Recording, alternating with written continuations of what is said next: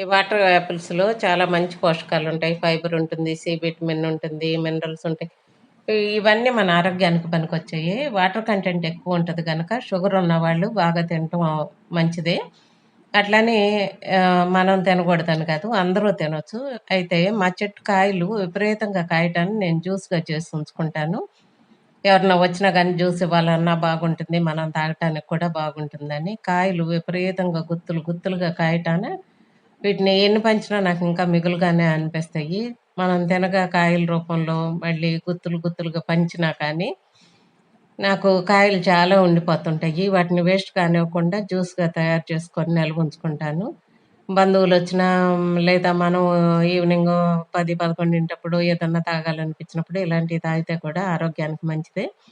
ఈ స్థాయిలో తయారైన తర్వాత కాయలను కోసేసి వాడుకుంటే బాగుంటాయి. ఇంకా పండనిచ్చినా అది టేస్ట్ మారిపోతుంది. ఇట్లా కాయలన్నీ కోసి కడిగి బుట్టలో యేసుంచాను. కుక్కర్‌లో అంతకుముందు ఏమన్నా వండుంటే ఇప్పుడు వాసన రాకుండా ఉండటం కోసం దాంట్లో కొద్దిగా నీళ్లు, ఉప్పు, నిమ్మకాయ పిండేసి 2, 3 విజిల్స్ రానిచ్చేస్తే మనకు అందులో వాసనంతా పోతుంది. ఈలోగా కాయలన్నీ నిలువుగా కోసి దాంట్లో గింజలన్నీను కింద ఉండే రెబ్బల్ని తీసేస్తే మనకి ఈ వేస్ట్ ఏమి ఉండదు ఇంక దాంట్లో. ఇయన్నీ మళ్ళీ ఒకసారి నీళ్ళలో ఏసి కడిగేస్తే శుభ్రంగా ఉంటాయి. అయి పక్కన పెట్టుకొని ఈ కుక్కర్‌ని ఓపెన్ చేసి ఆ నీళ్లు తీసేయాలి. లేకపోతే అది మనం అంతకుముందు ఏమన్నా వండుంటే దాని వాసనొస్తది.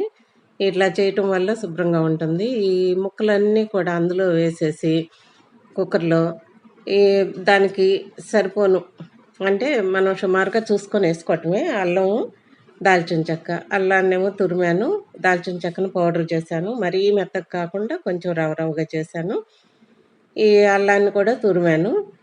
అందులోనే ఒక స్పూను ఉప్పు. ఉప్పుతో పాటు మళ్ళీ ఒక లోటాడు నీళ్లు. అంటే ఆ ముక్కలు మునిగేట్టుగా నీళ్లు పోసుకొని మనం కుక్కర్‌కి వెయిట్ పెట్టేసి మళ్ళీ స్టవ్ మీద పెట్టేసి 2, 3 విజిల్స్ రానిస్తే ఈ ముక్కలన్నీ కూడా కొంచెం మెత్తగా అవుతాయి. మనం మిక్సీ పట్టుకోవటానికి బావుంటుంది. ఇట్లా ఇదంతా కూడా పేస్ట్ లాగా చేసేసుకొని తర్వాత జ్యూస్ చేసుకోవచ్చు. ఇట్లా మిక్సీ పట్టిన పేస్ట్‌లో మళ్ళీ నీళ్లు దానికి సరిపోను అంటే మనకి జ్యూస్ లాగా చేసుకోవటానికి వీలుగా. ఇవన్నీ మనకి చేస్తుంటేనే తెలిసిపోతుంది ఎంత పోసుకోవాలి ఏంటి అని.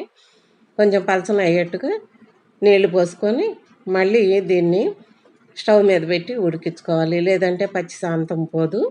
మనకి మొదట ఉడికించింది కొద్దిగా 2, 3 విజిల్సే కాబట్టి ఇప్పుడు బాగా ఈ నీళ్ళతో కలిసి ఉడికితే దీని టేస్ట్ వేరుగా ఉంటది.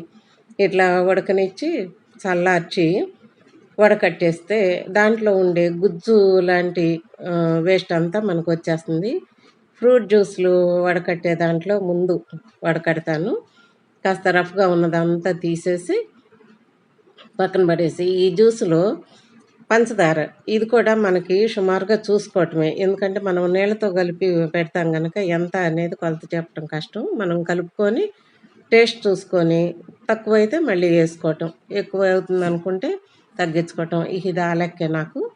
ఇంకా దీంతో పాటు ఒక అర డజన్ నిమ్మకాయలు రసం పిండి పక్కన పెట్టుకున్నా. ఇది చక్కగా తీగ పాకం వచ్చేట్టుగా ఉడికిన తర్వాత మనకు తెలిసిపోతుంది ఎంతవరకు అనేది. అట్లా ఉడకనిచ్చి స్టవ్ కట్టేసి చల్లారనిచ్చి నిమ్మకాయ రసం అందులో కలిపేసి దీన్ని మళ్ళీ బాగా పల్చటి పాలిస్టర్ ఫిల్టర్‌లో వేసి వడకడితే మనకి చాలా స్మూత్‌గా బయట కొనే జ్యూసుల్లాగా చాలా స్మూత్‌గా వస్తది.